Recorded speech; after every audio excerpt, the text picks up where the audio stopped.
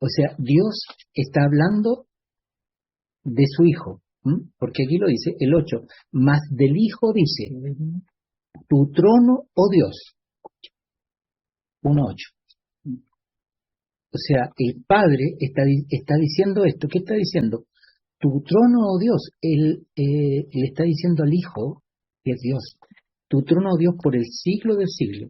Cetro de equidad es el cetro de tu reino. Has amado la justicia y aborrecido la maldad. Por lo cual se ungió Dios, el Dios tuyo. O sea, el Hijo, que es Dios, lo ungió su Dios, que es el Padre. Te fijas, aquí se ve claramente. Sí. Y usa, aquí en la versión Reina Valera, usa Dios con D mayúscula, o sea, Dios. ¿Te fijas? Con olor de alegría más que a tus compañeros. Porque esta presentación que hace el Padre del Hijo tiene una característica. Cuando uno ve los estudios acerca del libro de Hebreo y uno ve el orden, o sea, cómo los teólogos de todos los tiempos describen el libro de Hebreos. Y el primer capítulo lo describen como una introducción. Entonces, como que van avanzando, pero lo que yo veo aquí no es una introducción, sino que es como que Dios llega, es como que te dice lo más profundo, porque está declarando que Jesús es Dios. Y miren lo que sigue, dice, está hablando del Hijo, y mira, dice el versículo 8, dice, más del Hijo dice, ¿no? Y ahí dice que es Dios, que lo ungió, etcétera. Y en el versículo 10 dice, o sea, si yo voy al 8 dice, más del Hijo dice, esto que dijo aquí, pero ahora dice o sea, sigue hablando del Hijo. Tú, oh Señor, en el principio fundaste la tierra, y los cielos son obra de tus manos. Ellos perecerán, mas tú permaneces. Y todos ellos se envejecerán como una vestidura, como un vestido los envolverás y serán mudados. Pero tú eres el mismo y tus años no acabarán. ¿De qué está hablando? Está hablando del Hijo, o sea, todavía está hablando del Hijo.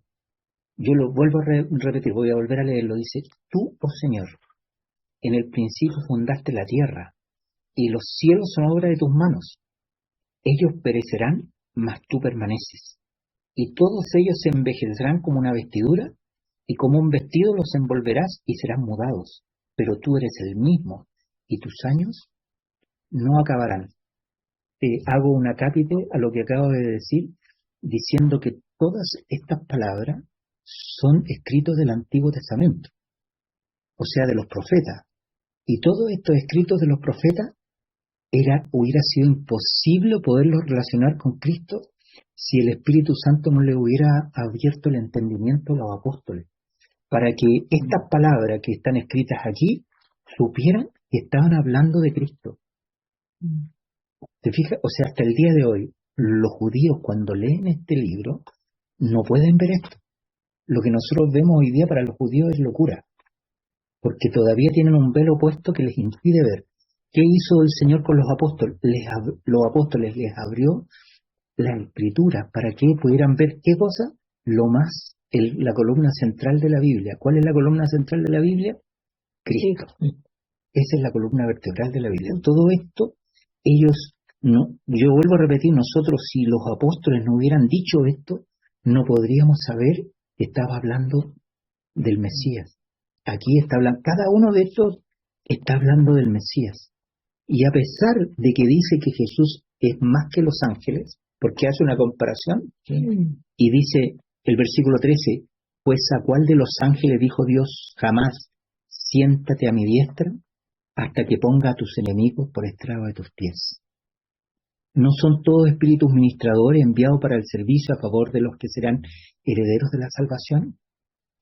Lo que está diciendo aquí es lo que, fíjense lo que dice, El versículo 2, voy a volver atrás, pero el versículo 1 del capítulo 2 dice, por tanto es necesario que con más diligencia atendamos las cosas que hemos oído, no sea que nos deslicemos.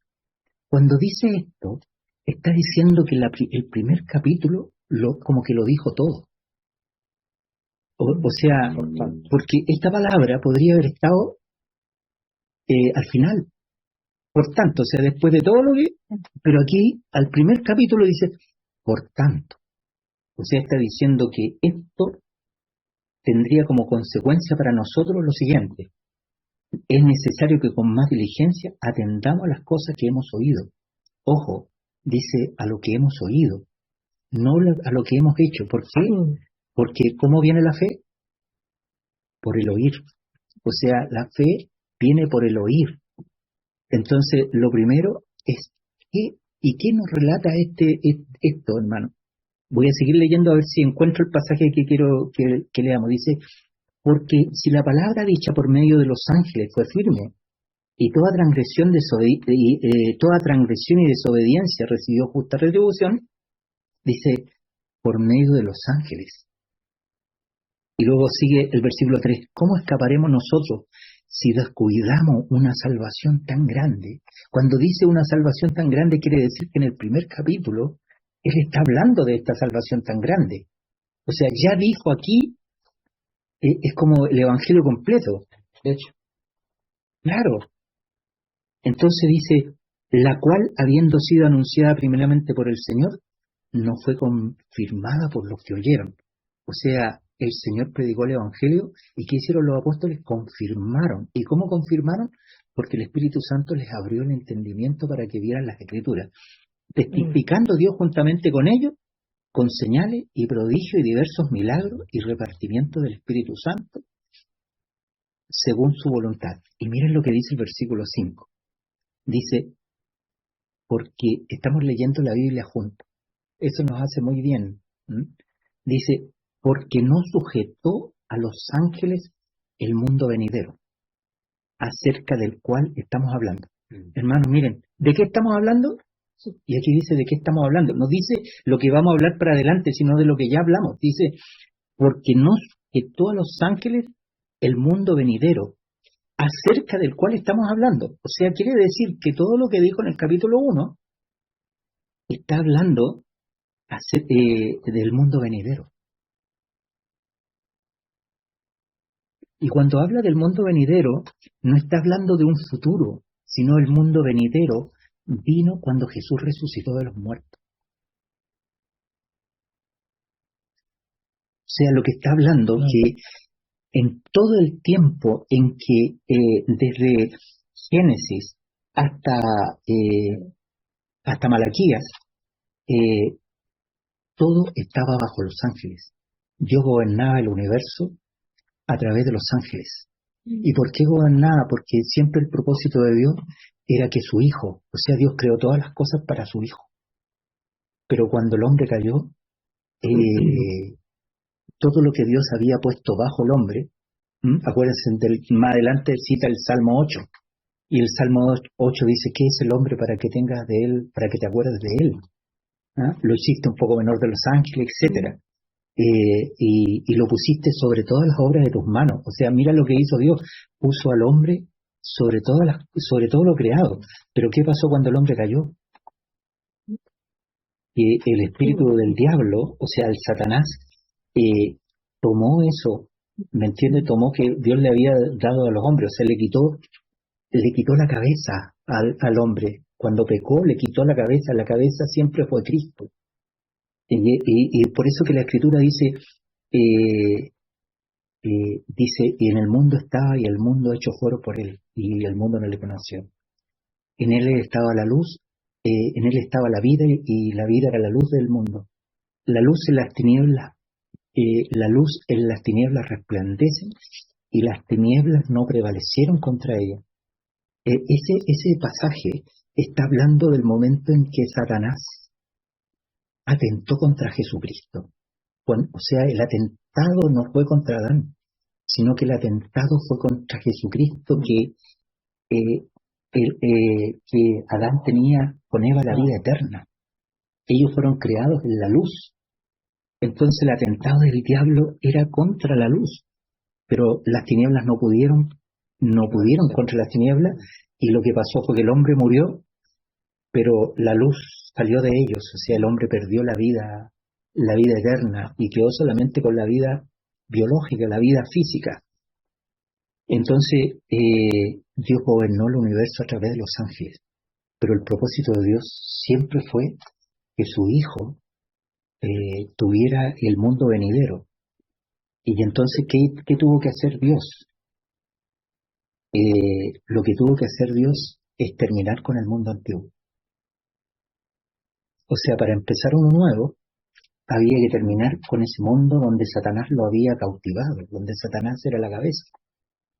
Entonces ahí viene la venida del Hijo.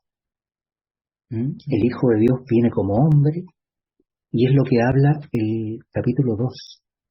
El capítulo 1 habla de Jesús resucitado, o sea, de la nueva creación. Y les hablo un poquito, porque así empieza esto. Primero les hablo de la nueva creación. La nueva creación es como la segunda creación. La primera creación, hermanos, es cuando Dios, capítulo 1, verso 1 de Génesis. ¿Se acuerdan lo que dice? Capítulo 1, verso 1 de Génesis. Dice: en el principio creó Dios los cielos y la tierra. Eso dice el versículo 1. Y el versículo 2 dice: y la tierra estaba desordenada y vacía. Habla de la resurrección de Cristo. Y qué importancia tiene qué importante es la resurrección de Cristo, por lo que les voy a explicar ahora.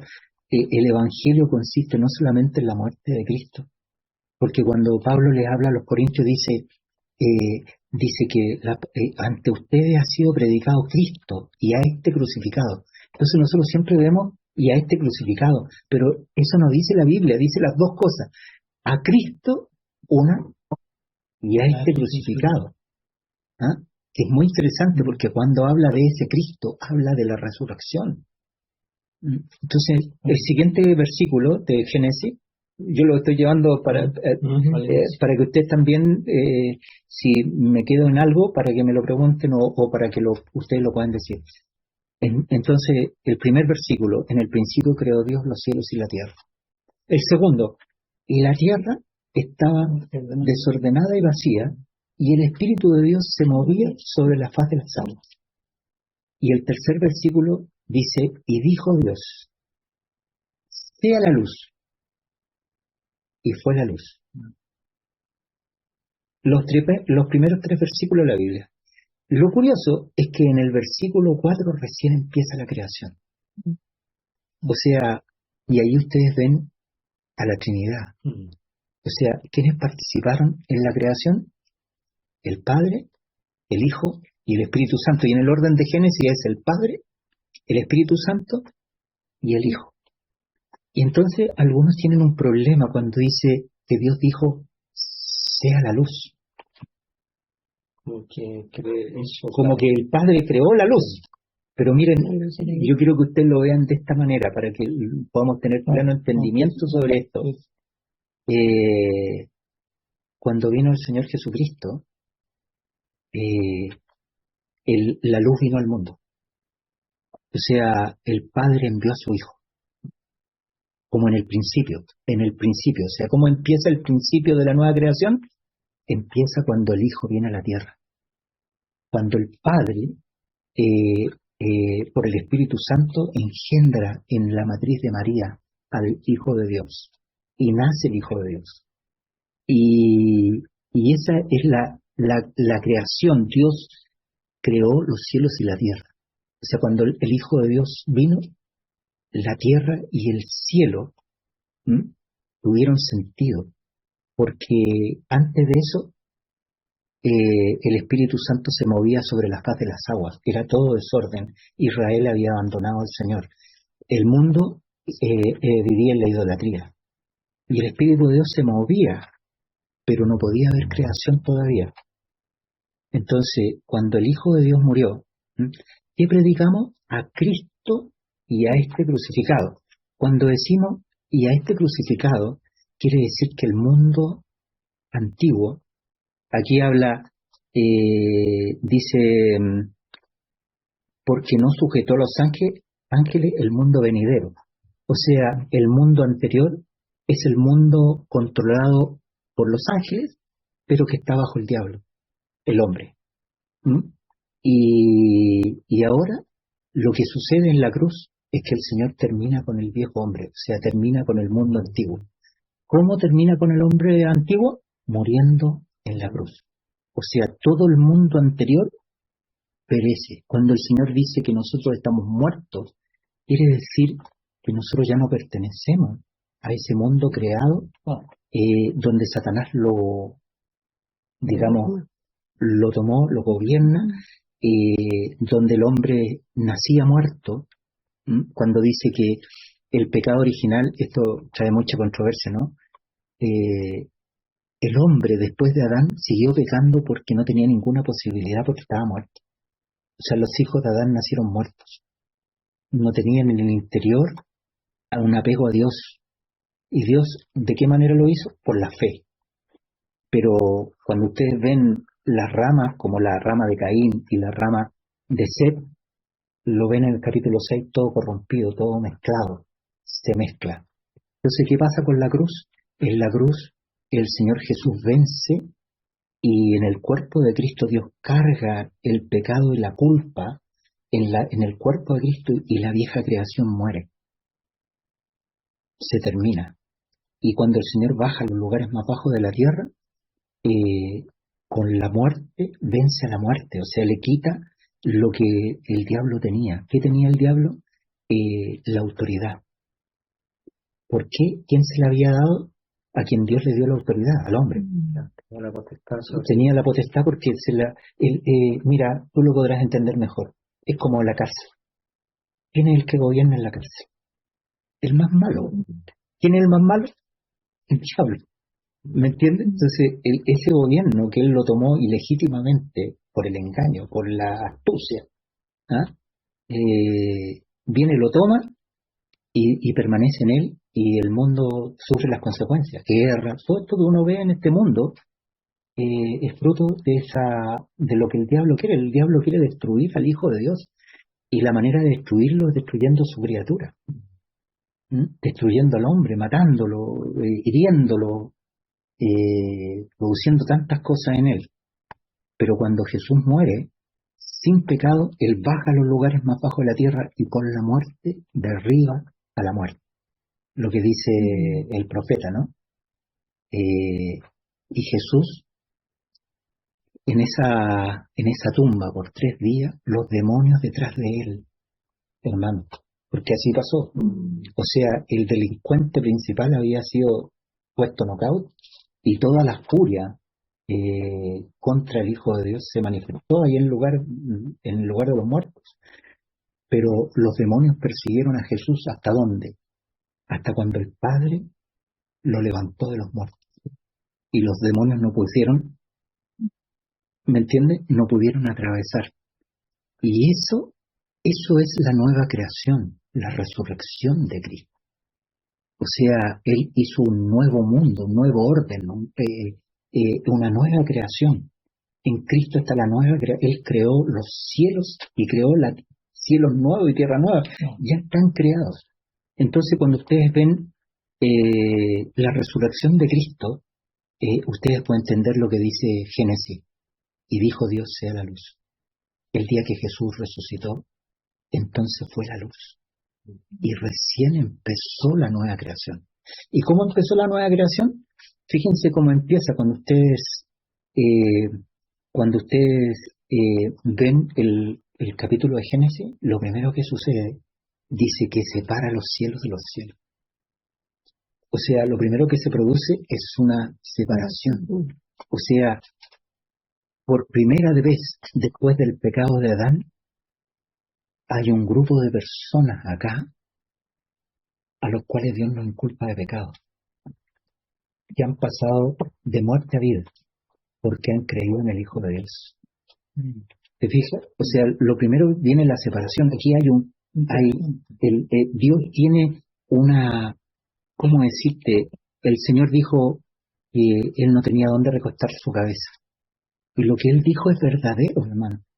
Es completamente verdadero, porque este mundo estaba todo bajo el enemigo. Aún a lo suyo vino y lo suyo no le recibieron. Pero hubo un remanente de hombres y mujeres que creyeron en el Señor y sobre ello vino el Espíritu de resurrección, el Espíritu Santo. Y cuando vino el Espíritu Santo, se produjo, lo primero, cuando creyeron, hubo una separación de los cielos.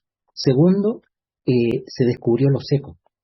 O sea, había un pueblo de Dios en la tierra, un pueblo genuino del Señor. Tercero, se manifestó el sol y la luna y las estrellas. ¿Cuál es el sol en la Escritura? El Hijo de Dios. No, el Hijo de Dios es el sol del mediodía. ¿Y la luna cuál es? La luna es los que no tienen ni un brillo, pero la luz del Señor los alumbra y nosotros alumbramos. ¿Por qué? ¿Porque nosotros somos algo? No, porque solamente el reflejo de la luz, y esto es algo tan interesante para nosotros que debiéramos meditar en ello, que nunca la luz viene por nosotros. Nunca la luz es algo que tú posees, es propio. Luz propia no podemos. Es mirándolo a Él que la luz refleja y ahí echa por tierra la justicia propia, echa por tierra la justificación por las obras y por la ley, digamos, el creer que uno es mejor que otro, juzgar las cosas como que si yo hubiera hecho algo, demuestra que la salvación le pertenece absolutamente a Dios y nosotros somos salvos únicamente por su gracia. Y lo que Él nos ha pedido, que creamos. ¿Qué es lo en qué nos pide aquí? Aquí nos predicó total el Evangelio. Yo al leerla le estaba contando que había visto algunos escritos sobre el libro de Hebreo y siempre cuando empiezan los que comentan el libro hacen como una presentación general del libro. Aquí, por ejemplo, esta primera presentación es Jesús es mayor que los ángeles. Después viene Jesús es mayor que Abraham. Después viene Jesús es mayor que Josué. Jesús es mayor que Aarón. Pero aquí, hermano, no está diciendo eso, sino que está diciendo que hubo una nueva creación y que el Padre nos hizo nacer a una esperanza viva. O sea, nosotros resucitamos con Cristo, nos ha unido a Él en forma completamente graciosa. Cuando me refiero graciosa, no es de chiste, sino porque Él ha querido y lo que hace que eso sea una realidad en nuestra vida es que lo creamos. Y entonces, fíjense lo que sigue. Primero, capítulo 1, Jesús resucitó. Claro. Somos resucitados juntamente con Cristo. Ya no pertenecemos al mundo. Por eso el Señor dice, no améis el mundo ni las cosas que están en el mundo. ¿Por qué? Porque nosotros morimos. Pero no morimos cuando yo digo, muero.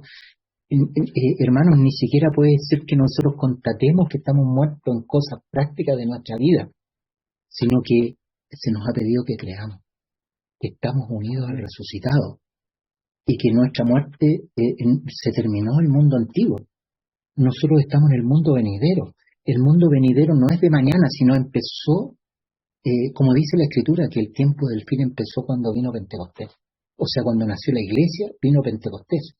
O sea, el mundo nuevo es de la nueva creación desde el Pentecostés. Nosotros estamos en esta era. Nosotros no somos del mundo porque el mundo murió, fue destruido. ¿Qué lo destruyó? La cruz. ¿Te fijas?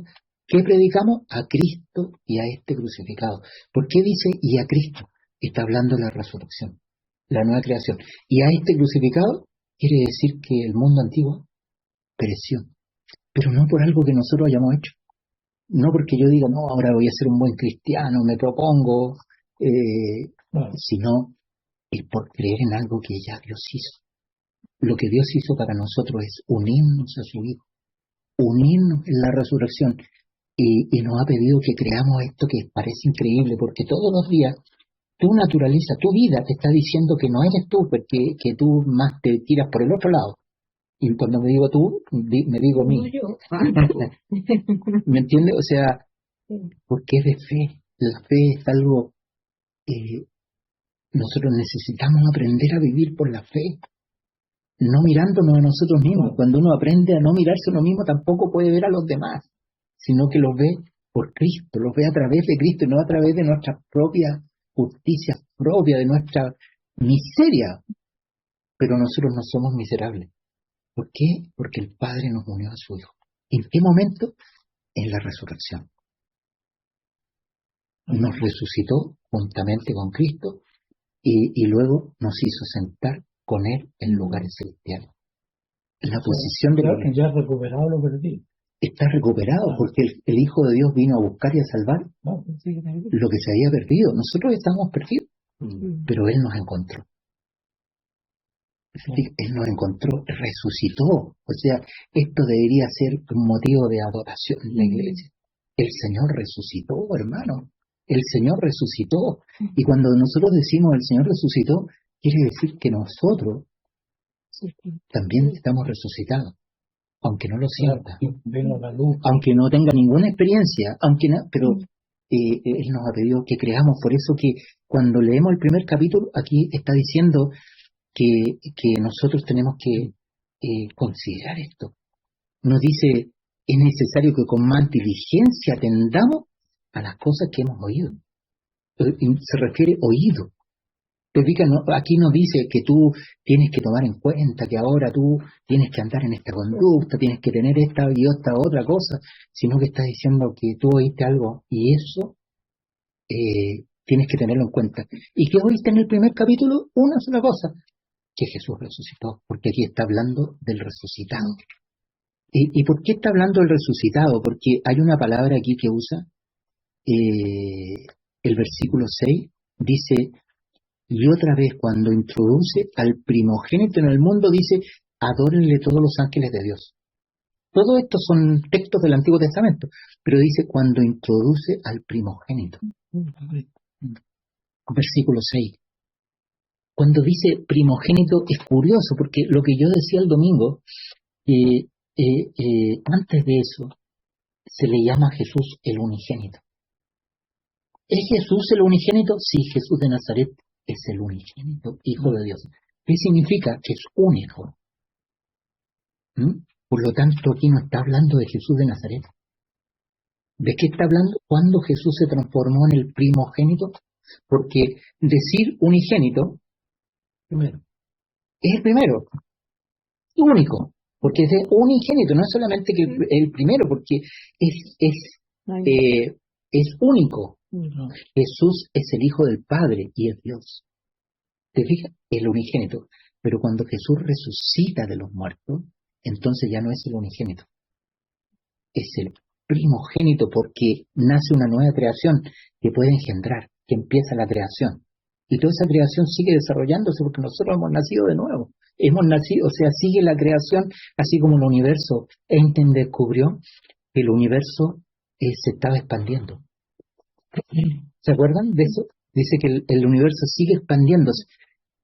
Lo que hizo Cristo cuando fue el primogénito hizo que la nueva creación se expandiera hasta el día de hoy. Viene expandiéndose y nosotros hemos creído después de cientos de años, hemos sido parte de esta nueva creación. Y sea la luz, Jesús resucitó, pero ahora Él ya no es el unigénito, es el primogénito, o sea, primero entre muchos hermanos. O sea, lo que está hablando el capítulo 1 es de la resurrección de Cristo, como primogénito, no como unigénito, sino como primogénito. Y entonces nos ha pedido a nosotros que atendamos esto. ¿Cómo yo puedo atender a la resurrección de Cristo? Hay una sola manera de atender a lo que el Señor ha dicho. El Señor resucitó. La manera en que yo tengo de atender es que yo crea. ¿Pero qué crea? Que yo resucité con Él. Que ya no vivo bajo la influencia del diablo. Que ya no vivo yo. Que ya terminó mi vida. Y hoy día mi vida es la vida del Señor. nos ha pedido que creamos. Eso es atender y que simplemente creamos. ¿Desde qué punto? Tratemos de portarnos mejor pero aquí lo maravilloso es que ahí dice, atendamos con más diligencia lo que hemos oído. Porque si dijera, atendamos con más diligencia lo que hemos hecho, nosotros diríamos, a ver, hagamos un examen de conciencia, tratemos de portarnos mejor, tratemos de hacer cosas que no habíamos hecho, o claro, esto lo hice mal, pero aquí nos dice que, ¿y qué hemos oído aquí? Lo único que hemos oído aquí es el capítulo 1. ¿Y qué dice el capítulo 1? Que Jesús es el primogénito, o sea que resucitó de los muertos, y este que resucitó de los muertos es Dios. Y que hoy día el mundo está bajo el Hijo de Dios. ¿Me entiende? Este mundo ya no está controlado por los ángeles, sino está controlado por Jesús, por el Señor. Y nosotros estamos unidos a Él inseparablemente. ¿Y cómo nos unimos a Él? Porque hicimos un mérito.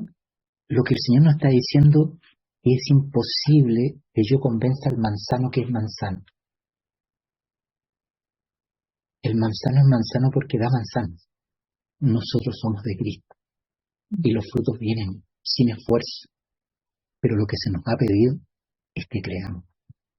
Simplemente creamos que hemos resucitado juntamente con Él. Y quiero seguirles leyendo. El versículo 5, el versículo 6 del capítulo 2. Vamos en el capítulo 2, dice, versículo 6, pero alguien, es como que el versículo 5 es parte del 1. No sé si me entienden. O sea, aquí, si nosotros leyendo la escritura pudiéramos ver estos 5 primeros versículos del capítulo 2, yo los dejaría en el capítulo 1. Y recién en el versículo 2, el 6, empieza el capítulo 2. Se refiere por tema, ¿no? No es porque yo esté contendiendo con el que separó los versículos, sino es por el tema, porque el tema del capítulo 1 termina en el versículo 5. Y aquí pone un pero. Pone un pero porque empieza a hablar otro tema. Dice, pero alguien testificó en cierto lugar diciendo, ¿quién es el hombre para que te acuerdes de él? Salmo 8, que lo habíamos usado. Claro. O sea, es un salmo. ¿Quién es el hombre para que te acuerdes de él o el hijo del hombre para que le visites? ¿Le hiciste un poco menor que los ángeles? ¿Lo coronaste de gloria y de honra? ¿Y le pusiste sobre la obra de tus manos? Está hablando del hombre. Y luego dice, todo lo sujetaste bajo sus pies. Porque en cuanto le sujetó todas las cosas, nada dejó que no sea sujeto a él.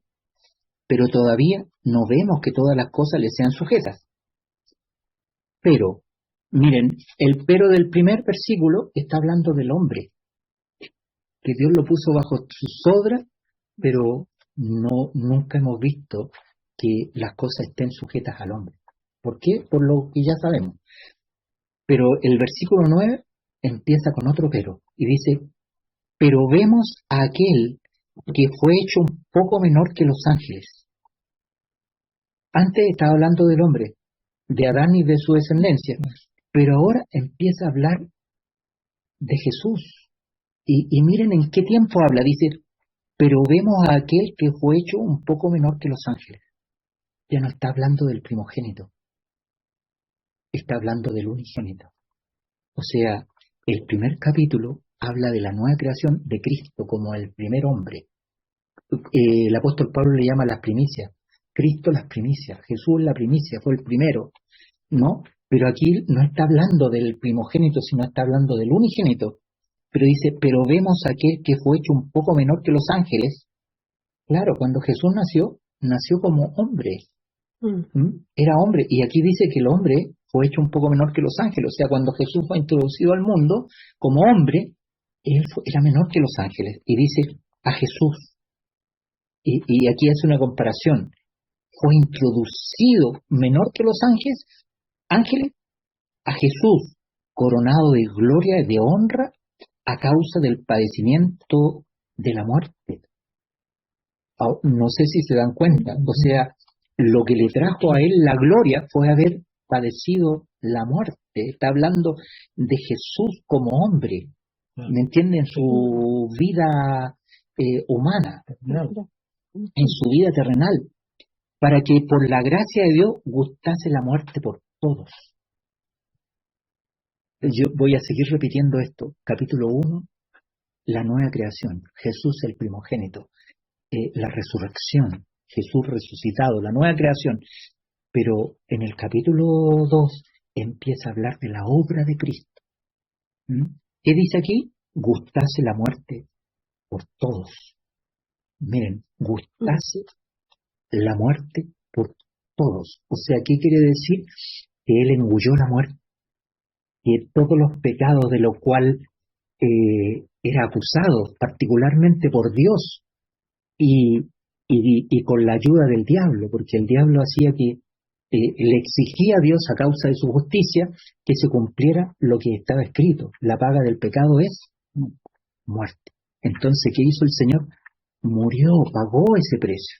Y murió de tal manera que nosotros, que morimos con la cruz, ya no se nos inculpa de pecado, porque al muerto no lo mantienen, está condenado a 20 años, dejémoslo, murió a los 10 años y le dejan en el ataúd 10 años más.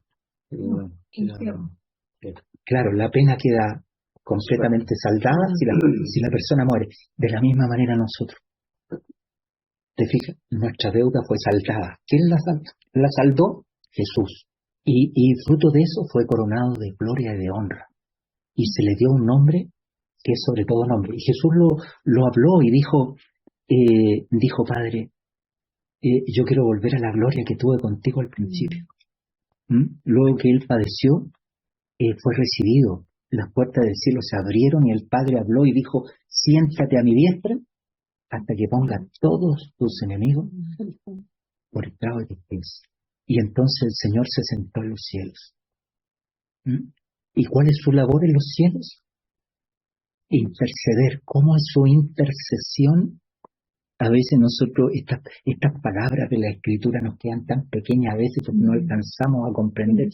Porque interceder significa que tú estás ante alguien y alguien se interpone entre tú.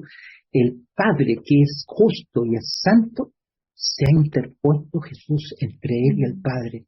Se sentó en los cielos y cuando el Padre ve a Mauricio, lo que ve es a Jesús, o sea, ve su sangre. Y el versículo 10 dice, porque convenía a aquel por cuya causa son todas las cosas, y porque en todas las cosas subsiste, y habiendo de llevar muchos hijos a la gloria, perfeccionada por aflicciones al autor de la salvación de ellos. Ahí es una ley primogénita.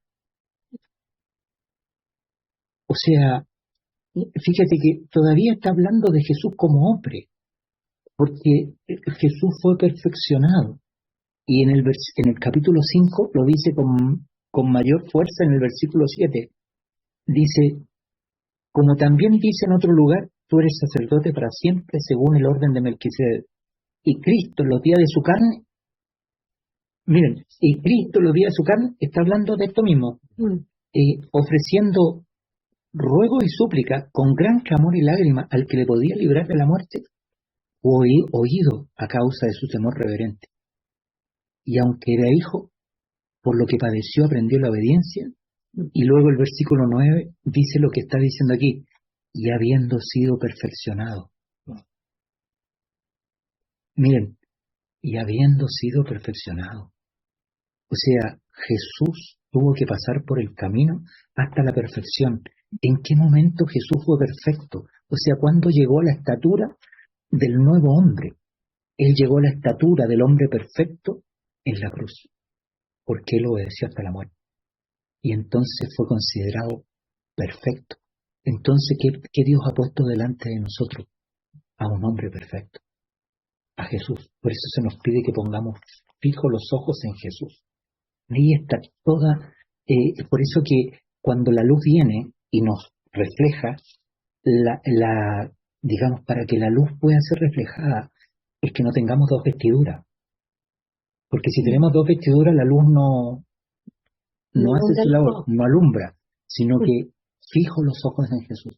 Eso por la fe se nos ha pedido, que nosotros levantemos nuestros ojos por la fe y miremos a nuestro Salvador perfecto, que ahora está sentado en los cielos. Se está hablando del unigénito que hizo su obra, pero con vistas a lo que hoy día es el Señor en los cielos, como intermediario, como quien intercede, porque cuando nosotros hablamos de intercesión pareciera que estuviéramos hablando de oración. Es como que Jesús está orando todo el tiempo por nosotros, y lo que hace el Señor es que se interpone entre nosotros y el Padre. Está al medio, y ya es una intercesión.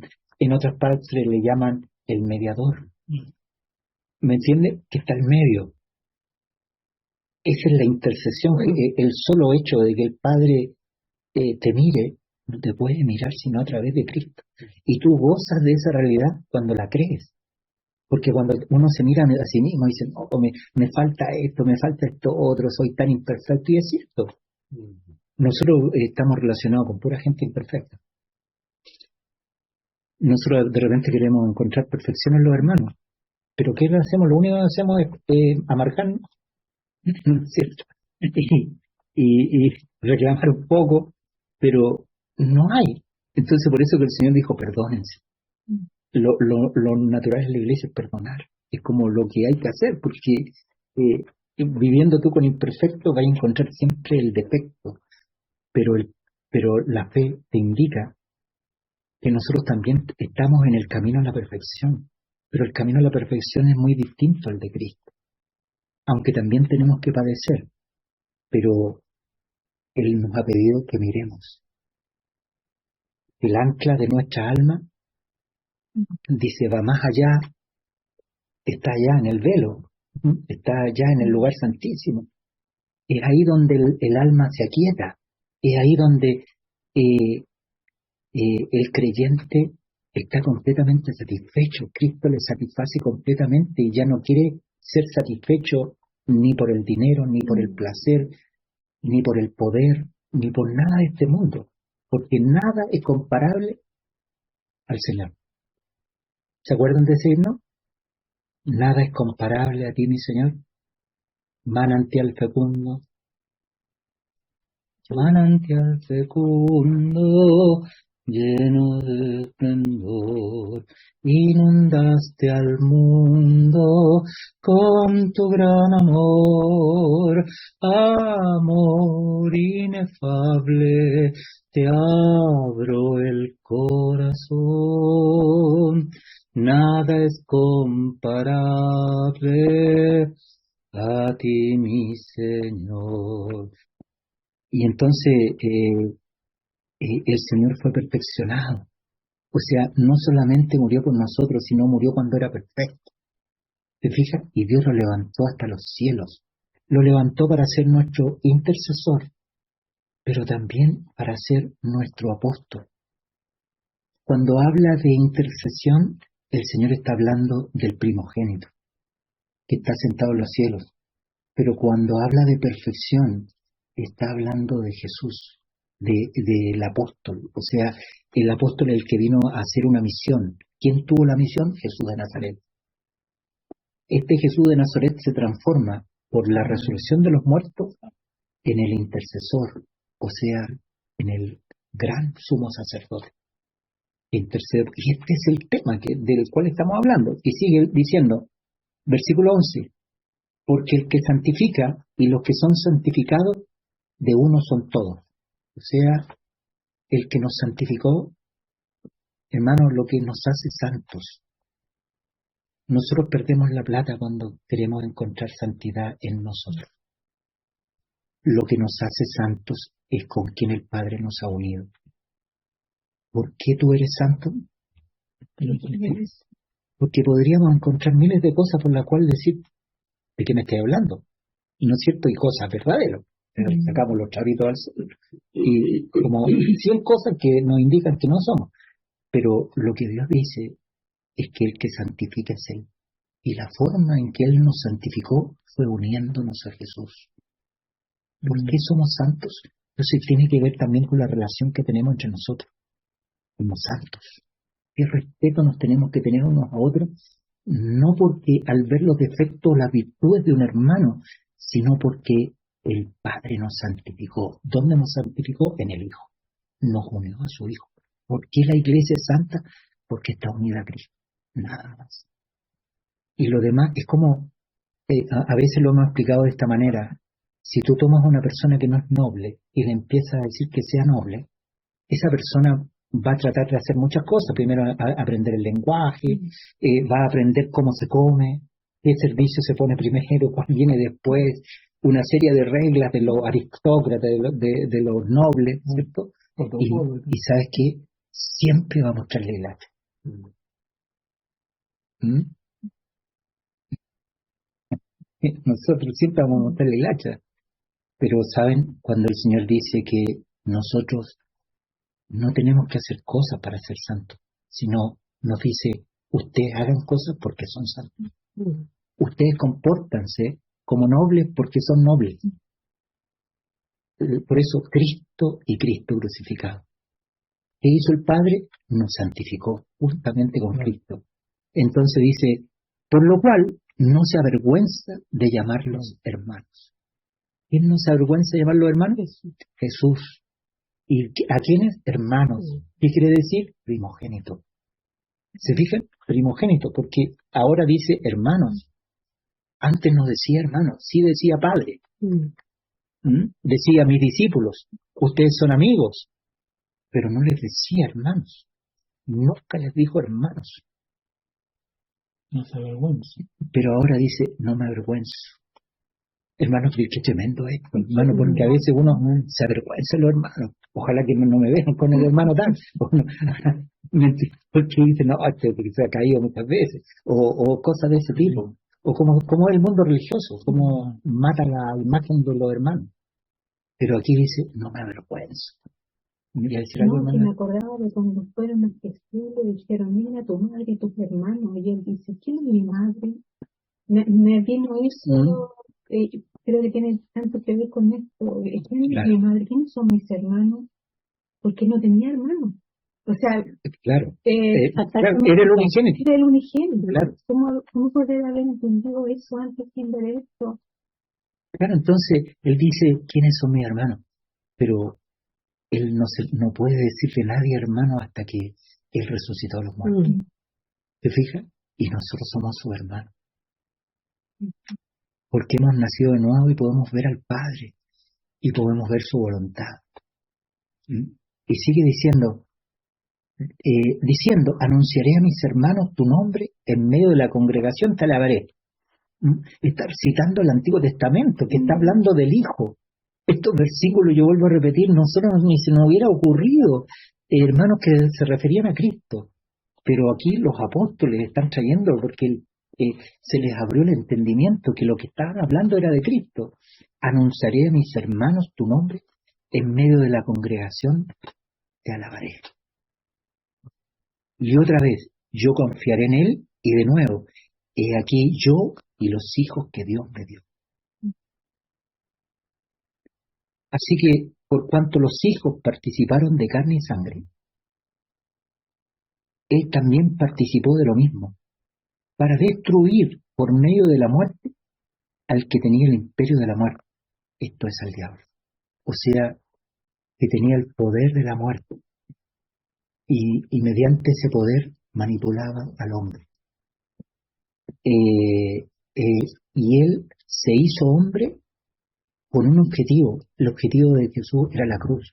El Padre siempre supo y mandó a su Hijo que lo obedeciera hasta la muerte.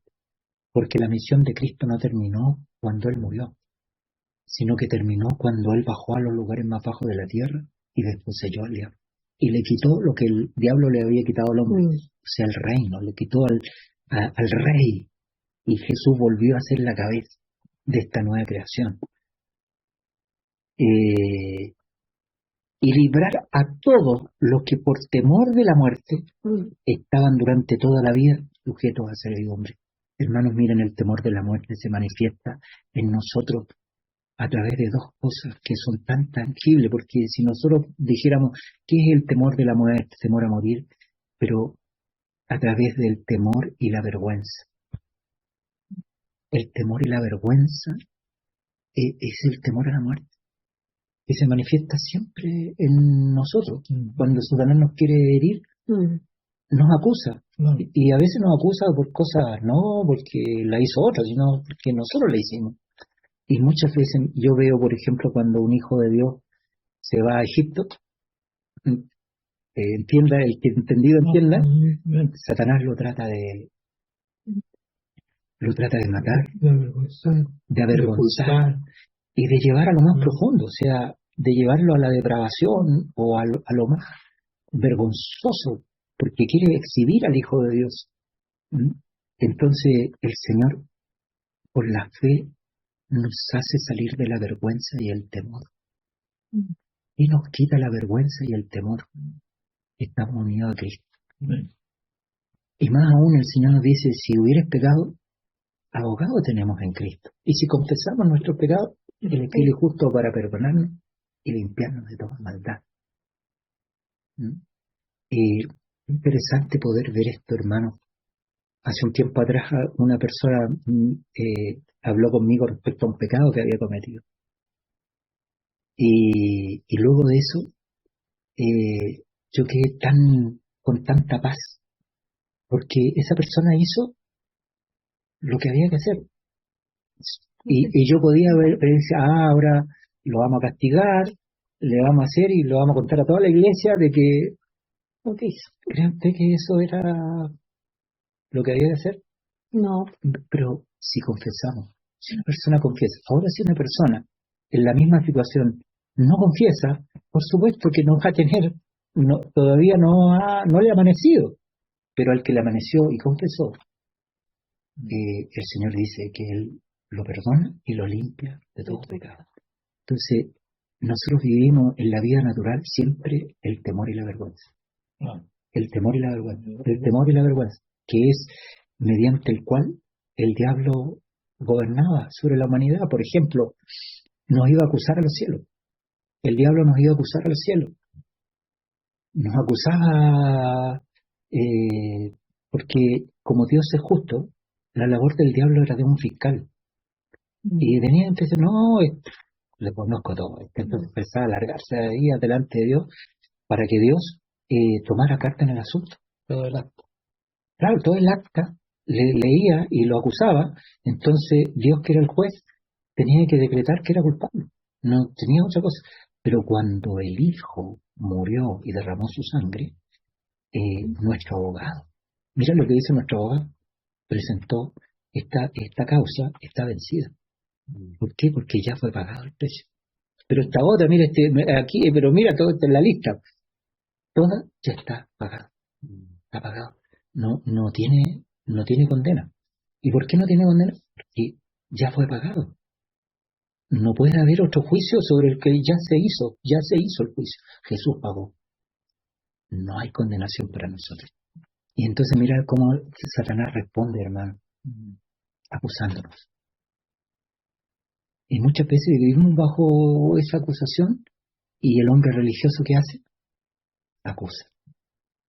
¿Se fijan lo que hace la persona religiosa? Acusa. Siempre está acusando. El Señor quiere que nosotros no acusemos, porque cuando uno acusa, está poniendo a las personas bajo la ley, y el Señor nos sacó de la ley. La ley persigue al hombre mientras esté vivo. ¿Pero qué pasó contigo? Porque ya recibiste que Cristo fue crucificado. ¿Qué quiere decir? Que moriste. O sea, le está diciendo claramente que podemos pecar, pero no está diciendo el camino. Porque la remisión de los pecados en la cruz, el acta, no solamente tuvo en cuenta los pecados pasados, sino los presentes y futuros. ¿Y qué nos lleva a tomar eso? Lo que la palabra dice. Nos dice que nosotros, si hemos pecado, abogados tenemos. O sea, quiere decir que el Señor nos está de la vereda al frente diciendo, te conozco, y ocurre, mira, esto es lo mismo que... No, sino que significa que Él está a favor de ti, está con nosotros. Él está con nosotros, está de nuestro lado, no está del lado del acusador, Claro. sino que está de nuestro lado. Y si confesamos nuestros pecados, Él es fiel y justo. ¿Por qué es justo que nos perdone?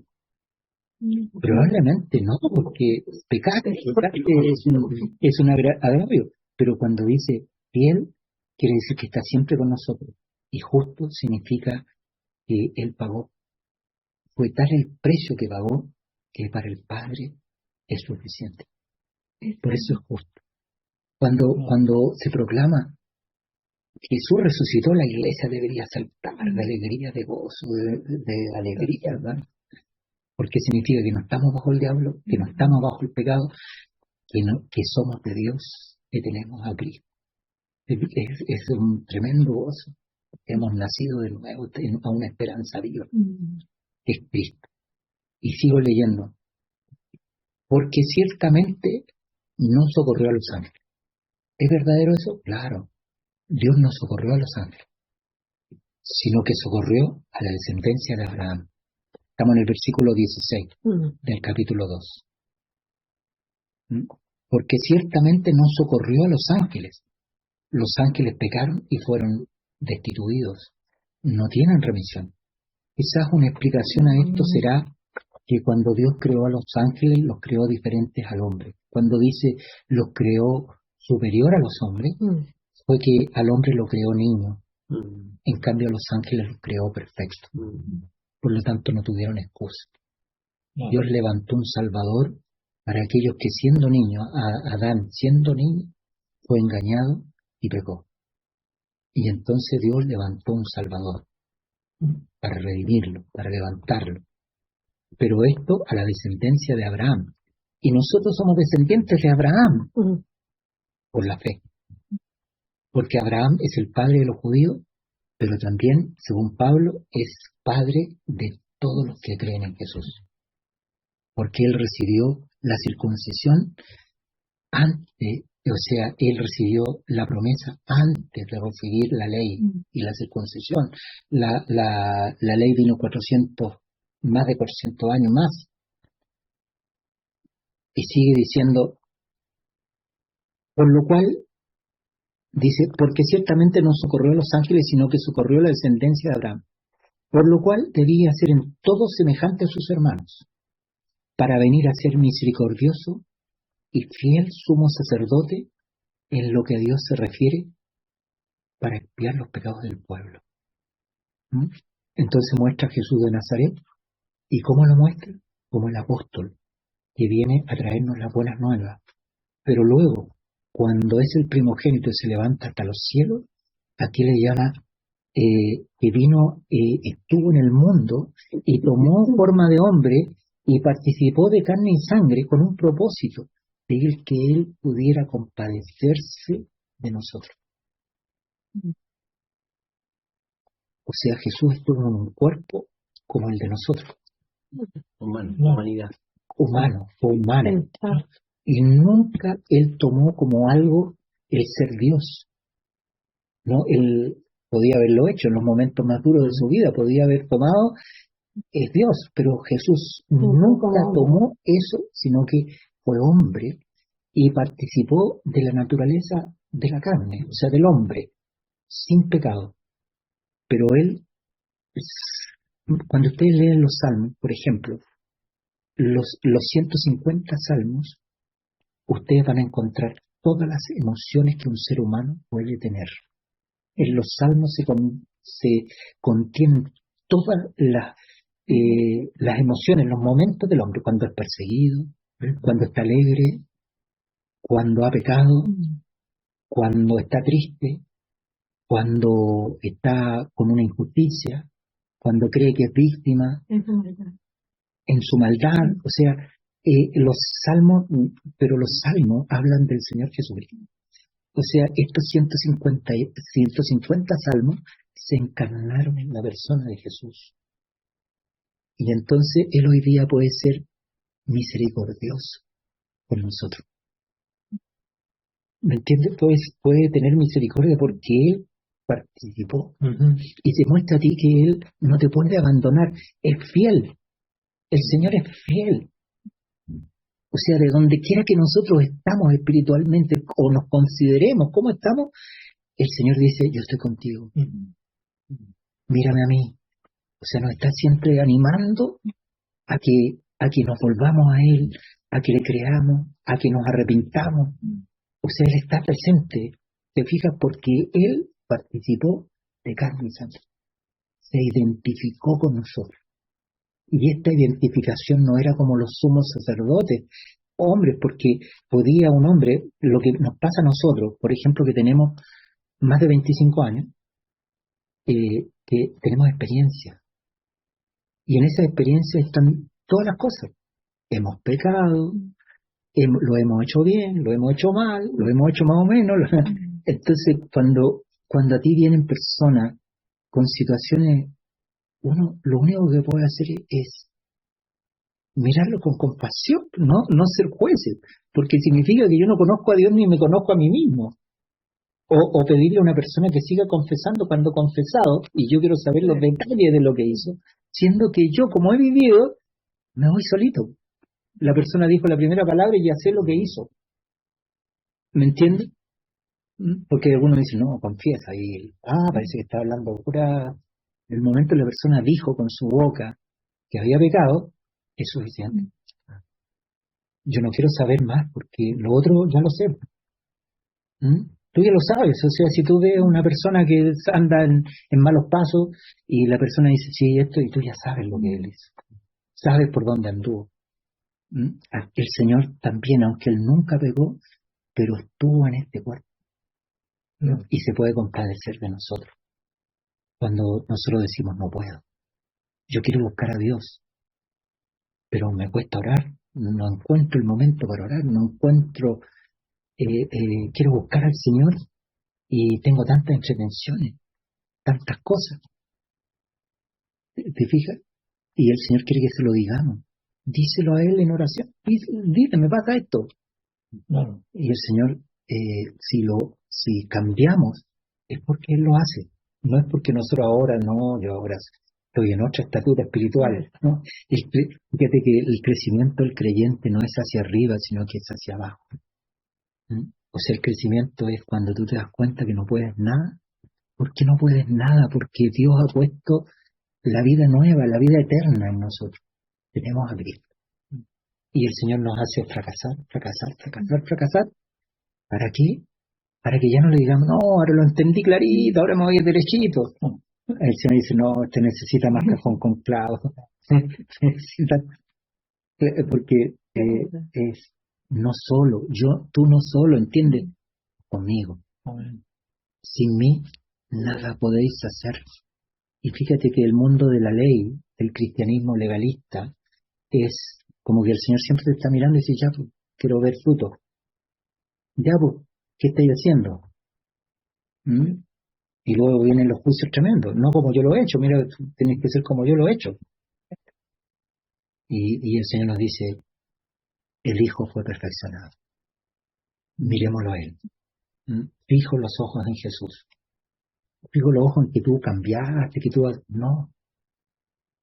En Jesús. Y aquí por primera vez le dice, y fiel sumo sacerdote en lo que a Dios se refiere, para expiar los pecados del pueblo.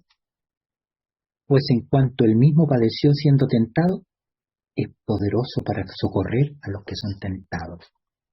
Mire lo que dice, por tanto, hermanos santos. Fíjense que el capítulo 2 empieza de la misma manera, igual que el 3. Miren cómo empieza el capítulo 2. No, pero es que constatemos. Por tanto. Claro, Mira, aquí hay un por tanto. Claro, ya que sabemos todo esto, aquí se está abriendo otro punto. O sea, claro, se está abriendo otro punto. El primero fue la resurrección de Cristo. El segundo fue la vida perfecta de Cristo, la obra de Cristo. Pero ahora, luego de hacer toda esta reflexión sobre la obra de Cristo y sobre la resurrección, o sea, la nueva creación y la cruz, donde el mundo pasado murió, dice, por tanto, hermanos santos. Miren, por tanto, hermanos santos. ¿A quién se está refiriendo? De otra manera. Le está diciendo a los que hemos creído. ¿Me entiende a nosotros? Porque nos unió a Cristo. No podemos dejar de ser santos porque estamos con el santo. Cuando la Biblia dice, sed santo porque yo soy santo, el legalista dice, yo tengo que ser santo porque Dios es santo. Entonces yo hago el empeño, hagamos el empeño de ser santo. Pero no es lo que dice, sed santos porque yo soy santo. O sea, ustedes son santos porque yo estoy en medio de ustedes. ¿Me entiendes? No porque tú le hagas empeño. Tú, por mucho empeño que puedas hacer para ser un noble inglés, no vas a ser nunca un noble inglés, aunque aprendas las reglas. Lo confirma, ¿sabes? De su palabra. Amén. Lo confirma. Claro. Porque ya lo está diciendo. Y participantes, ya somos participantes. Claro, y dice, por tanto, hermanos santos. O sea, nuestra condición es que tenemos la misma condición de Dios. Somos santos. Estamos unidos a Él. Y participantes, dice, participantes del llamamiento celestial. O sea, los santos han sido llamados por el cielo. Esta no es una doctrina humana, no es algo que se le ocurrió a un filósofo. No estamos siguiendo una filosofía humana ni a un hombre. Nosotros hemos recibido un llamamiento que ha venido del cielo. Considerad, y aquí dice, considerad, o sea, nosotros los santos, los que hemos recibido un llamamiento del cielo, nos dice que consideremos a alguien. Dice, considerad al apóstol y sumo sacerdote de nuestra profesión, Cristo Jesús. O sea, dice dos cosas. Menciona a Jesús como el apóstol y el sumo sacerdote. ¿Qué significa el apóstol? El que vino a predicar el Evangelio. Cuán hermosos los pies del que anuncia la paz, del que dice a Sión, tu Dios reina. Jesús es el apóstol, trae el Evangelio. Y dice que consideremos. ¿De qué estamos considerando? La vida humana de Jesús. Pero luego dice, y sumo sacerdote de nuestra profesión. Cuando dice de nuestra profesión, hermano, se refiere, por ejemplo, se refiere a Guillermo, que está en el área de los seguros, él ha aprendido y él está en ese camino. Ahora él está en otra empresa, pero él sigue en esa profesión. Es como algo que en nosotros hemos tomado un camino. Y es el camino de Cristo. Continúa el mismo. Claro, y nos está diciendo, considerad al apóstol y sumo sacerdote de nuestra profesión. ¿Qué quiere decir? Así como Guillermo necesita herramientas para los seguros, necesita el conocimiento, primero que lo hayan contratado, segundo que él está vendiendo un producto y para eso tiene que tener conocimiento. Y aquí nos está diciendo que hay dos cosas que nosotros tenemos que considerar. Tenemos que considerar a Jesús como apóstol, o sea, su obra, la cruz, la muerte, está hablando de la obra del Señor, murió, resucitó, está hablando de que su sangre nos limpió, estamos hablando de que en la cruz el acta fue completamente satisfecha. Eso es apóstol. Pero cuando dice somos sacerdotes, son las dos cosas que necesitamos. Necesitamos creer en la palabra. Cuando Él dice que nos redimió con su sangre, esa palabra es tan potente y no tiene que ver con mi emoción, no tiene que ver con que yo sienta que me limpió, que yo entienda que me limpió, sino que tiene que ver con que yo crea que la sangre de Jesús es eficaz. ¿Te fijas? Entonces estoy considerando al apóstol. Pero cuando yo considero en mi camino al sumo sacerdote, estoy viendo que él me dice, anda hacia adelante, olvida lo que quedó atrás, sígueme, mírame a mí. Dejando atrás. Claro, todo lo pasado quedó atrás, entonces alcanzarlo por ver. me extiendo hacia adelante, entonces necesito a mi sumo sacerdote, porque mi sumo sacerdote me fortalece. Mi sumo sacerdote hace presencia, me presenta ante el Padre, entonces cuando yo me dirijo al Padre, sé que puedo llegar al trono de su gracia confiadamente, porque he creído en la sangre de Jesús.